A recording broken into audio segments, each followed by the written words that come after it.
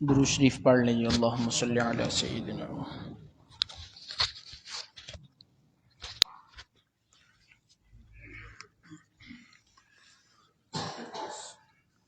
الحمد للہ وحدہ والصلاة والسلام علی من لا نبی بعدہ صاحب التاج والمعراج سید الانس والجنات محبوب رب الارض والسماوات الذي اسمه مكتوب في الانجيل والتوراة ارسله بالحق بشيرا ونذيرا وداعيا الى الله باذنه وسراجا منيرا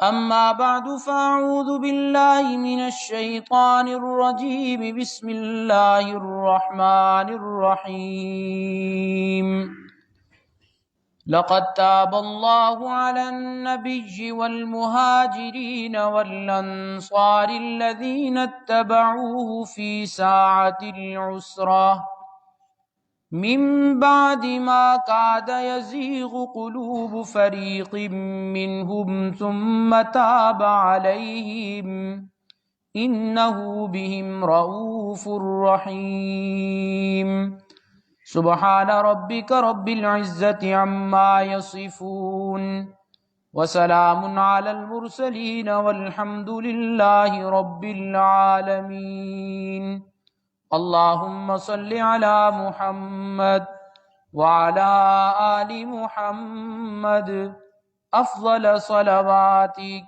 بعدد معلوماتك وبارك وسلم ثم صل عليه. معزز سامعین کرام، آج دوسری مرتبہ آپ کے اس ضلع اٹک اور اس کے مضافاتی علاقوں میں تبلیغ کی نسبت سے اس سلسلہ میں حاضری کا شرف حاصل ہو رہا ہے.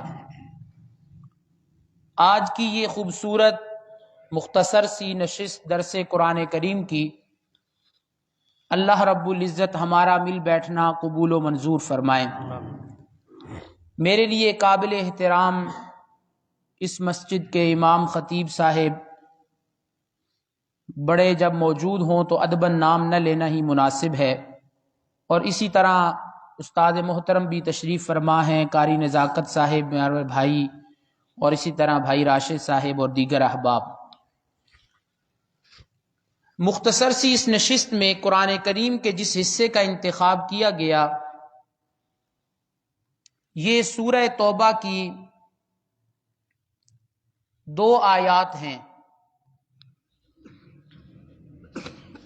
ان آیات میں رب تعالی نے غزوہ تبوک کے متعلق 3 جماعتوں کا ذکر کیا. اس غزوہ کے متعلق بات کرنے سے پہلے میں ایک بڑی اہم بات آپ سے کرنا چاہوں گا کہ امام ترمذی رحمت اللہ علیہ کا شمار بڑے محدثین میں ہوتا ہے. امام ترمذی نے اپنی ترمذی شریف کے آخر میں شمائل ترمذی ایک رسالہ لکھا، یعنی لکھنے کا مطلب کہ انہوں نے 400 حدیثیں جمع کی، 56 ابواب بنائے اس کے اندر کہ حضور صلی اللہ علیہ وسلم کا حسن و جمال کیسا تھا، آپ کھاتے کیسے تھے، آپ پیتے کیسے تھے، آپ کی انگوٹھی کیسی تھی، انگوٹھی پہنتے کس ہاتھ میں تھے، آپ ٹیک کیسے لگاتے تھے، آپ نے زندگی کیسے گزاری، حتیٰ کہ آپ کی وفات کا ذکر بھی کیا اس میں. میں یہ عرض کرنا چاہتا ہوں کہ امام ترمذی نے اس شمائل ترمذی کے اندر ایک بڑا لطیف سا انداز اختیار کیا کہ پہلے وہ باب لے کے آئے جس کے اندر مہر کا ذکر تھا، آپ کی انگوٹھی تھی اور انگوٹھی میں مہر بنی ہوئی تھی، آپ وہ مہر لگاتے تھے. جو سلاطین عجم تھے وہ مہر کے بغیر خط کو قبول نہیں کیا کرتے تھے. اور اس باب کے متصل بعد باب ما جاء فی صفت سیف رسول اللہ صلی اللہ علیہ وسلم کہ حضور صلی اللہ علیہ وسلم کی تلوار مبارک کیسی تھی اس کا ذکر کیا۔ اب محدثین کرام نے غور و فکر کیا کہ امام ترمذی نے یہ انداز کیوں اپنایا کہ پہلے مہر کا ذکر کیا بعد میں متصل ہی تلوار کا ذکر کیا۔ تو امام ترمذی کے اس انداز سے یہ معلوم ہوتا ہے کہ پہلے زبان سے کتابت کے ذریعے لوگوں تک حق پہنچاؤ، اگر وہ نہ مانے تو پھر اگلا آپشن تلوار کا بھی ہے۔ بس میں اس پہ زیادہ گفتگو نہیں کرتا، اشارہ کر کے آگے چلتا ہوں۔ تو جناب حضور اکرم صلی اللہ علیہ وسلم نے بھی کتابت کے انداز میں بھی لوگوں تک حق پہنچایا اور زبانی طور پہ بھی لوگوں تک پہنچایا، لیکن جب کچھ لوگ اپنی عادات سے باز نہ آئے تو اگلا آپشن پھر سیف رسول اللہ صلی اللہ علیہ وسلم کا تھا کہ حضور صلی اللہ علیہ وسلم کی تلوار بھی پھر نکل آئی میدان سے باہر۔ اب میں اسی مناسبت سے آج غزوہ تبوک کا مجھے کہا گیا تو اس کے متعلق چند باتیں عرض کروں گا انشاءاللہ۔ مجھے احساس ہے کہ یہ وقت عین کاروبار کا وقت ہے، لیکن اس تجارت کے وقت میں تجارت لن تبور کو وقت دینا بھی بہت بڑی بات ہے۔ اللہ ہمیں یہ سعادت نصیب کرے کہ ہم قرآن کی محفلیں سجاتے رہیں۔ حضور صلی اللہ علیہ وسلم نے حکم عام فرمایا، چلو سارے تیاری کرو غزوہ تبوک کے لیے جانا ہے۔ تو جب یہ حکم عام فرمایا تو 5 حصوں میں لوگ تقسیم ہو گئے۔ میں 2 حصوں کا تذکرہ یہاں نہیں کروں گا، 3 کا کروں گا، کیونکہ ایک آیت جو خطبے میں پڑھی اور ایک آگے پڑھوں گا، ان 2 آیات میں اللہ نے 3 جماعتوں کا تذکرہ کیا جو اس وقت 5 بنی تھی، ان میں سے 3 کا۔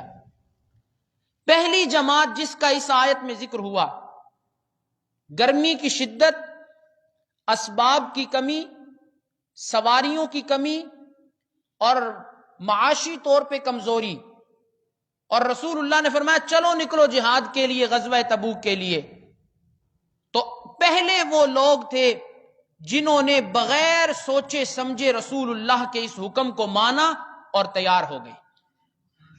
اور دوسرے لوگ کون تھے؟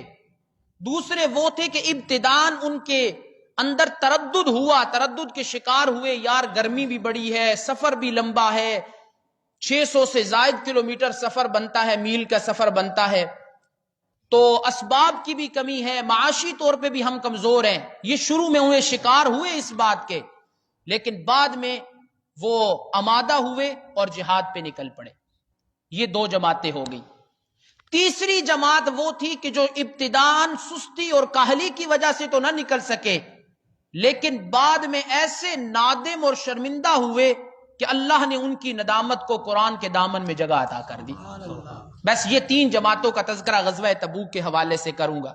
2 جماعتیں اور بھی ہیں، 5 حصوں میں لوگ تقسیم ہوئے تھے۔ ایک لیس علی الضعفاء ولا علی المرضى، جو شرعی طور پہ تھے ہی معذور، اللہ نے کہا یہ مسلمان بھی ہیں، یہ میرے جیالے بھی ہیں، میری عبادت کرنے والے بھی ہیں، رسول اللہ کے حکموں کو ماننے والے بھی ہیں، لیکن معذور ہیں، چلیں ان کو لیے کوئی حرج نہیں ہے، گھروں میں رہیں۔ اور ایک اور جماعت تھی جو تو تھی سرے سے منافق نا، تو 2 وہ ہو گئی اور 3 یہ، لیکن آج میرا ٹاپک ان 3 پہ ہوگا انشاءاللہ۔ اب آپ نے مختصر سی بات سمجھ لی، اب قرآن کے آئینہ میں ذرا اس کو دیکھتے ہیں۔ فرمایا لقد تاب اللہ علی النبی والمہاجرین، ایسے نہیں، اگر یہ سپیکر بند بھی ہو جائے نا تو میرا خیال میں میری آواز اونچی ہوگی انشاءاللہ العزیز۔ لقد تاب اللہ علی النبی والمہاجرین والانصار الذین اتبعوه فی ساعة العسرى۔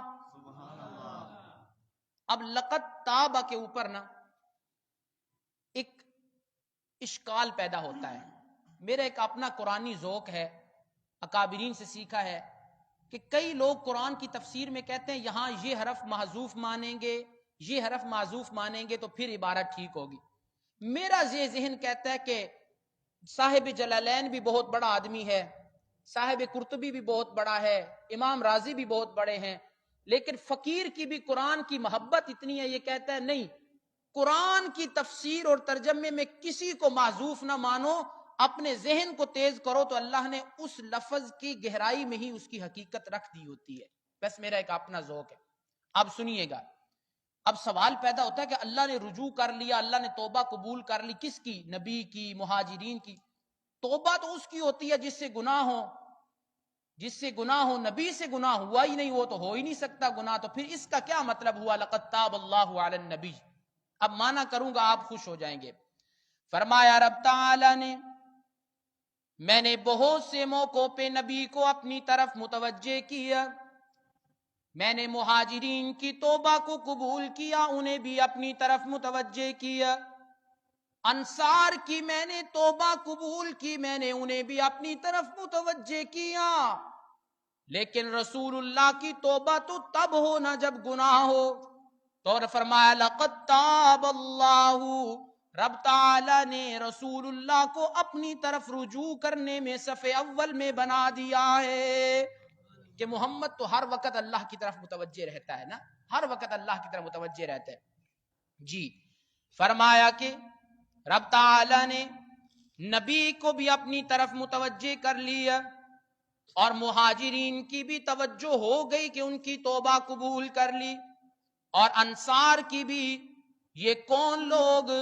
فرمایا اتبعوہ فی ساعۃ العسرہ، جنہیں غزوہ تبوک کے موقع پہ تنگی کی گھڑی میں کہا گیا تو انہوں نے بغیر سوچے سمجھے رسول اللہ کے حکم پہ لبیک کہہ دیا، یہ پہلی جماعت۔ اور دوسری جماعت فرمایا من بعد ما کاد یزیغ قلوب فریق منہم، یہ دوسری جماعت تھی کہ جو پہلے تو تردد کا شکار ہوئے کہ اسباب کی کمی بھی ہے اور آلات کی کمی بھی ہے، سواریوں کی کمی بھی ہے، موسم کی شدت بھی ہے، معاشی طور پہ بھی ہم کمزور ہیں، ہم کیسے رسول اللہ صلی اللہ علیہ وسلم کے اس حکم کو مانے۔ شروع میں تردد کا شکار ہوئے، لیکن قرآن کہتا ہے ثم تاب علیہم، میں مفہومی معنی کر کے آگے نکلتا ہوں کہ تردد کا شکار تو ابتدان ہوئے، لیکن ثم تاب علیہم، ان کے ذہن میں دو آپشن تھے، جائیں یا نہ جائیں، لیکن ثم تاب علیہم، رب تعالی نے ان کے وہ آپشن جو جانے والا تھا اسے غلبہ عطا کر دیا ہے، وہ نکل پڑے۔ یعنی ذہن دو تھے نا، ڈبل مینڈیٹ تھے، جائیں نہ جائیں، تو اللہ نے جانے والے ذہن کو غلبہ دیا کہ وہ نکل پڑے، پھر شروع میں تردد کا شکار ہوئے۔ اب اگلی بات فرمایا انہو بہم رؤوف الرحیم، بندہ تھوڑی توجہ تو کرے نا اپنے رب کی طرف، بندہ تھوڑی سی توجہ کرے نا، رب تعالیٰ اس سے کئی گنا بڑھ کے اس کی طرف توجہ کرتا ہے۔ آئیے حدیث پاک سناتا ہوں، جناب حضور اکرم صلی اللہ علیہ وسلم نے فرمایا کہ رب تعالیٰ نے فرمایا کہ جب کوئی بندہ میری طرف شبرن ایک بالشت میری طرف آتا ہے تو میں ایک گز اس کی طرف آتا ہوں، اور جو میری طرف ایک گز چل کے آتا ہے میں بازو کھول کے رحمت کے اسے اپنی لپٹ میں لے لیتا ہوں، جو چل کے آتا ہے میں دوڑ کے رب اسے اپنی رحمت کی لپٹ میں لیتا ہوں۔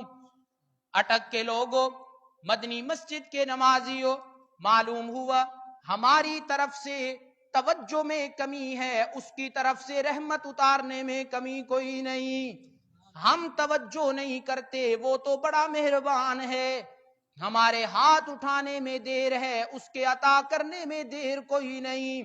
ہم مشکلات میں پھنس گئے، پھر اس کے در پہ آ کے مانگا، اگر خوشیوں میں بھی اس کے در پہ آئیں وہ پہلے ہی مشکلات سے ہمیں ضرور بچا لے گا۔ یہاں مجھے ایک شمائل ترمذی کی روایت یاد آ گئی، میں انشاءاللہ اپنی گفتگو کو لمبا نہیں کروں گا، مختصر سا، لیکن خدا شاہد ہے کہ مجھے لطف آنے لگ گیا۔ بس یہیں تک ہماری ایک مشکل ہوتی ہے، ہم ایک دفعہ مزاج بنانا مشکل ہوتا ہے، پھر آگے نظام چل پڑتا ہے۔ تو آپ تھکے تو نہیں جی؟ چلو کوئی نہیں، سردی بھی بڑی ہے، چنگا اندر نگے نگے بیٹھے رہوں گے انشاءاللہ۔ اچھا جی، اب سمجھیے گا، شمائل ترمذی کی روایت، جناب حضور اکرم صلی اللہ علیہ وسلم وہو یصلی نماز پڑھ رہے ہیں. ایک صحابی آئے تو رسول اللہ نماز پڑھ رہے. حدیث میں آتا عزیز کا عزیز المرجل، رسول اللہ کے پیٹ سے یوں آواز نکلتی تھی جیسے ہنڈیا چولہے پہ پڑی ہو اور وہاں سے جوش ہو. اور یہ آواز کس چیز کی تھی؟ من بیانیہ آیا من البکا، رسول اللہ رو رہے تھے. یہ رونے کی آواز رسول اللہ کی تھی. جیسے ہنڈیا چولہے کے اوپر اپنے جوش میں ہوتی ہے تو اس کی آواز ہوتی ہے. رسول اللہ رو رہے ہیں اور آواز. یہاں پہ محدثین کرام نے دو باتیں نقل کی ہیں، میں وہ آپ کو سنانا چاہتا ہوں. فرمایا رب تعالیٰ کے محبوب کے تو گناہ سرے سے کوئی نہیں، وہ تو معصوم عن الخطا ہے، تو پھر روتے کیوں تھے؟ فرمایا رب تعالیٰ کی اپنے رحمت رسول اللہ پہ دو طرح کی تھی، یا یوں کہہ لو کہ رب تعالیٰ کا اپنے محبوب سے جو معاملہ تھا وہ دو طرح کا، ایک جلالی معاملہ تھا، ایک جمالی معاملہ تھا. میں اسے بھی آسان کر دوں تو آپ خوش ہو جاؤ گے. فرمایا کہ من البکا، رسول اللہ کے رونے کی آواز تھی. اب رسول اللہ روتے کیوں تھے؟ اٹک کے لوگوں ایک جملے کا مول پا لینا، ہم گناہ کر کے بھی مسکرا رہے ہوتے ہیں، محمد نے کیا کر کے بھی اس کے سامنے رویا کرتے تھے. انہو بہم رؤوف الرحیم، ہم رب کی رحمت کے طالب ضرور ہیں لیکن دامن ہم نے صحیح پھیلایا نہیں. ہم اس کی رحمت اور اس کی مہربانی کو ہم طلب بھی کرتے ہیں اور اس کے طالب بھی، ہم اس کے چاہت رکھنے والے بھی، لیکن ہم نے انابت کا برتن سیدھا نہیں کیا ہوا. قرآن کہتا ہے تم سیدھا کرو تو صحیح نا، جو کمی رہ گئی تو ثم تاب علیہم، اس کمی کو میں خود پورا کر کے برتن پورا سیدھا کروں گا، رحمتیں بھرنا شروع کر دوں گا.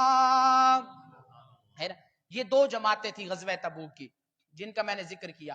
ایک وہ تھے جو فوراً نکلے تھے، دوسرے وہ تھے کہ جو تردد کا شکار ہوئے، لیکن اللہ نے فوراً کہہ دیا ثم تاب علیہم. یا اللہ یہ بھی کہہ سکتا تھا کہ میں نے ان کو اپنی طرف بلا لیا، کوئی اور عربی کا لفظ آتا، ثم تاب کا لفظ بول کے اللہ نے اشارہ کیا کسی صحابہ کے دشمن کو موقع نہ ملے کہ یہ نہیں نکلے تھے، یہ نہیں نکلے تھے. ثم تاب، اللہ کہتے ہیں میں نے اسی وقت ان کا معاملہ سیٹ کر دیا تھا، تمہیں موقع نہیں ملنا چاہیے ان کے بارے بات کرنے کا.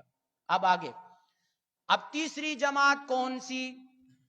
تیسری جماعت اٹک کے لوگوں 10 صحابہ کرام وہ تھے جو ابتداءً تو سستی اور کاہلی کی وجہ سے نہ نکل سکے، اور بعد میں نادم ہوئے، اور ایسے نادم کہ ان میں سے 10 میں سے 7 نے تو یوں توبہ اپنی قبول کروائی کہ اپنے آپ کو مسجد نبوی کے ستونوں سے باندھ دیا، کہا کہ ہم بندے رہیں گے جب تک اللہ ہمیں نہیں کھولے گا. یہاں ایک اٹک کے لوگوں بڑی دلچسپ بات کرنا چاہتا ہوں.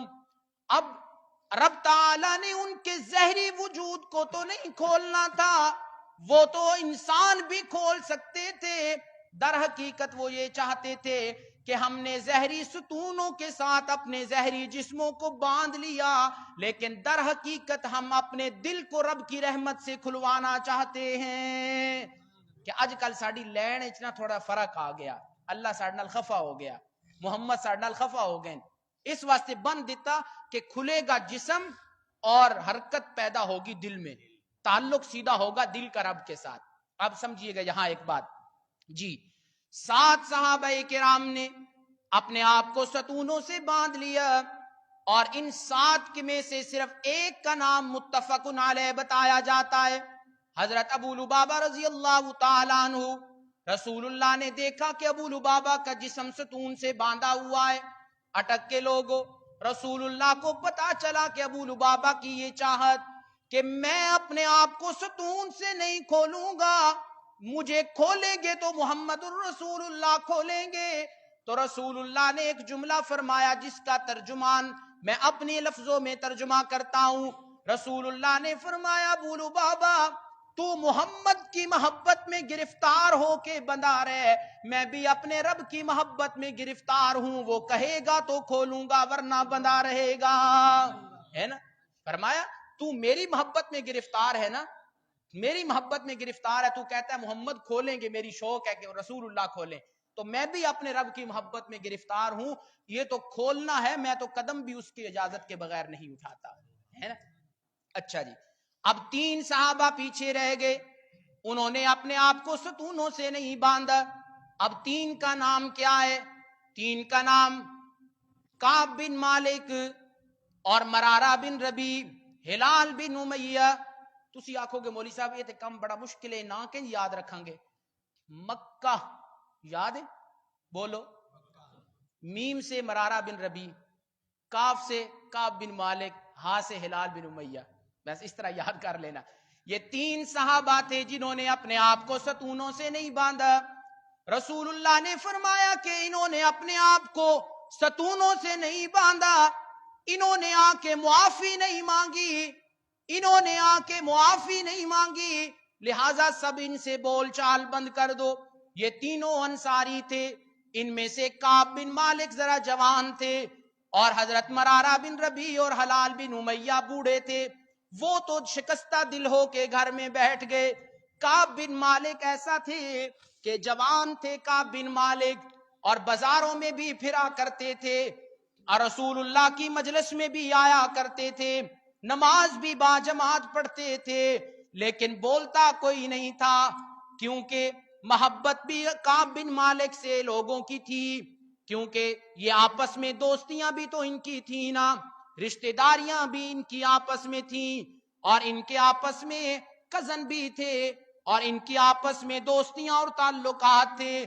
لیکن صحابہ کی عظمت پہ قربان جاؤں کہ رسول اللہ نے جب کہہ دیا کہ کعب اور ان دونوں سے نہیں بولنا، صحابہ نے کہا ہماری دوستیاں پیچھے، ہماری رشتہ داریاں پیچھے، محمد کا آرڈر اور حکم آگے، کعب سے نہیں بولیں گے، ہے نا؟ تو آج کل ہماری دوستیاں کن سے ہوتی ہیں؟ جو رسول اللہ کے نافرمان ہیں، جو اللہ کے نافرمان ہیں، ہماری دوستیاں، ہماری بیٹھ لا تتخذوا عدوی وعدوکم اولیاء، ایسے لوگوں سے دوستیاں نہ بناؤ اپنی۔ اب سنتے جائیے، حضرت کعب بن مالک بازار میں چلتے ہیں، مسند عبد الرزاق کی ایک اس نے نقشہ کھینچا، وہ نقشہ اپنے انداز میں آپ کو سنانا چاہتا ہوں۔ کعب بن مالک کہتے ہیں کہ میں بازار میں چلتا تھا، وہی زمین تھی جو پہلے تھی، وہی بازار تھے جو پہلے تھے، لیکن ہوا یہ وَضَاقَتْ عَلَيْهِمْ إِذَا ضَاقَتْ عَلَيْهِمُ الْأَرْضُ بِمَا رَحُبَتْ، وہی کشادہ زمین تھی، وہی بازار تھے، وہی مدینہ کی گلیاں تھیں، لیکن یوں لگتا تھا جس طرح سب کچھ سکڑ چکا ہو۔ یہاں میں ایک بات کرنا چاہتا ہوں، معلوم ہوا بڑے شہروں سے دل کا سکون نہیں، بڑے محلات سے دل کا سکون نہیں، بڑی گلیوں اور بڑے رستوں سے دل کا سکون نہیں، اٹک کے لوگوں دل کو سکون اور قرار ملتا ہے اس سے رابطہ مضبوط کرنے میں، ہے نا؟ حضرت کعب کہتے ہیں وہی مکہ، وہی مدینہ، وہی بازار، وہی، لیکن بما رحبت، باوجود کشادہ ہونے کے مجھے سب کچھ تنگ لگ رہا ہے۔ حضرت کعب فرماتے ہیں یوں لگتا ہے جیسے یہاں سارے میرے لیے اجنبی ہو گئے، اور مجھے ڈر رہتا ہے کہ مجھ پہ موت آ گئی، ان دنوں تو محمد الرسول اللہ میرا جنازہ نہیں پڑھائیں گے، اور اگر رسول اللہ پہ موت آ گئی سارے مجھے تانا دیتے رہیں گے۔ حضرت کعب فرماتے ہیں میں رسول اللہ کی مجلس میں آیا کرتا تھا، آ کے سلام کرتا تھا، اور رسول اللہ کے ہونٹوں کو دیکھتا تھا کہ جواب آیا یا کہ نہیں آیا، لیکن جواب نہیں آتا تھا کیونکہ رسول اللہ ناراض تھے۔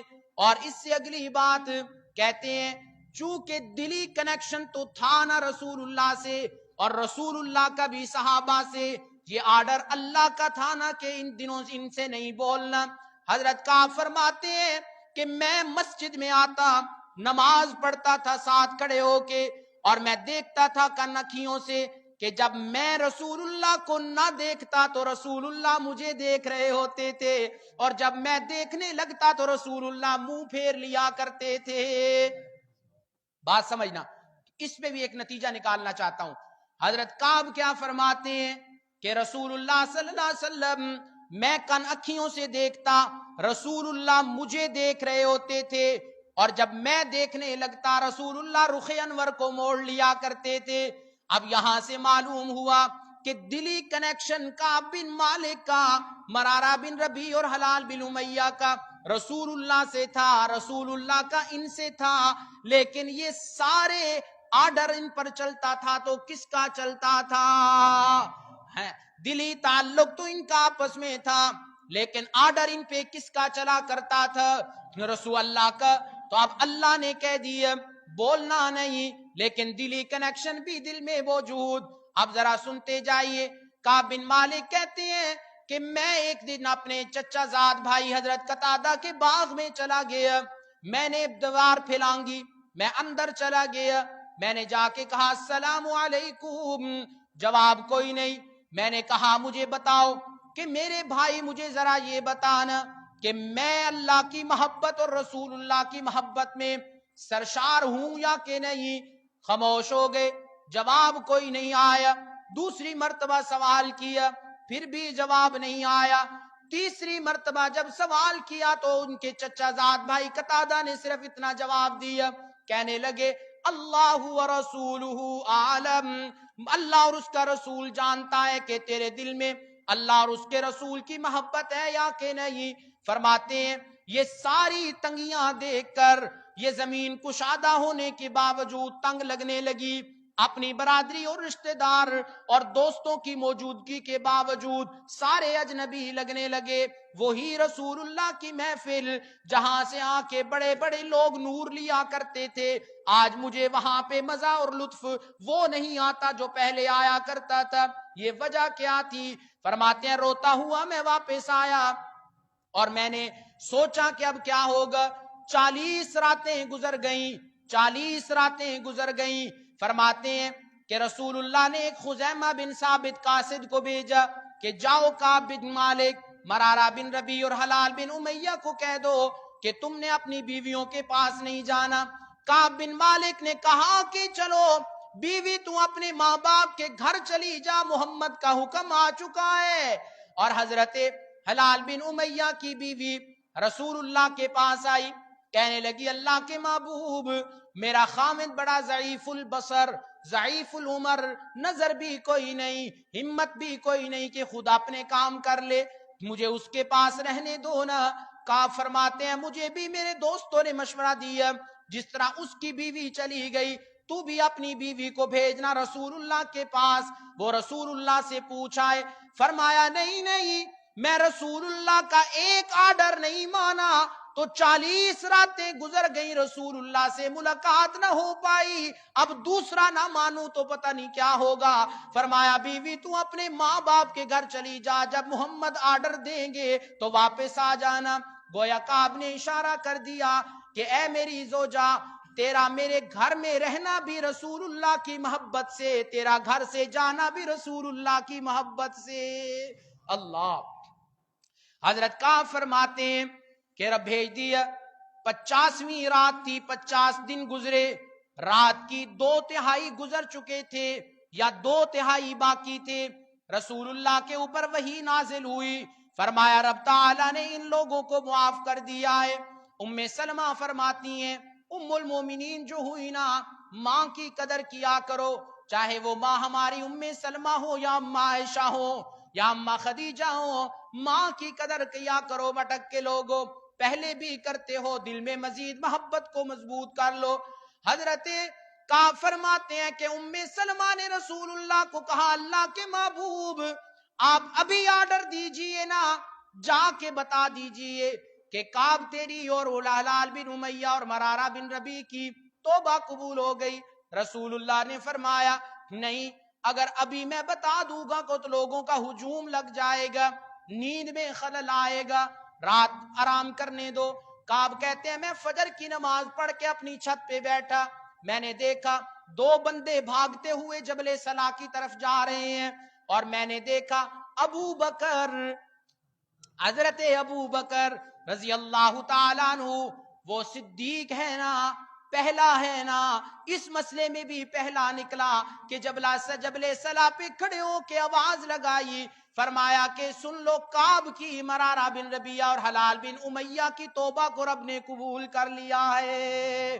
یہاں اٹک کے لوگوں ایک بات کرنا چاہتا ہوں، ذرا دل کی کھڑکیاں کھول کے سننا، مجھے ذرا یہ بتاؤ، رسول اللہ نے کعب بن مالک اور دیگر 2 صحابہ کے مکان تو قبضے میں نہیں لیے تھے، بولو، مکان تو قبضے میں نہیں لیے تھے، ان کے کاروبار کو بند تو نہیں کیا تھا، ان کی رشتہ داریوں کو ان سے دور تو نہیں کیا تھا، صرف آرڈر یہ تھا کہ جب تک اللہ اجازت نہ دے ان سے نہیں بولنا۔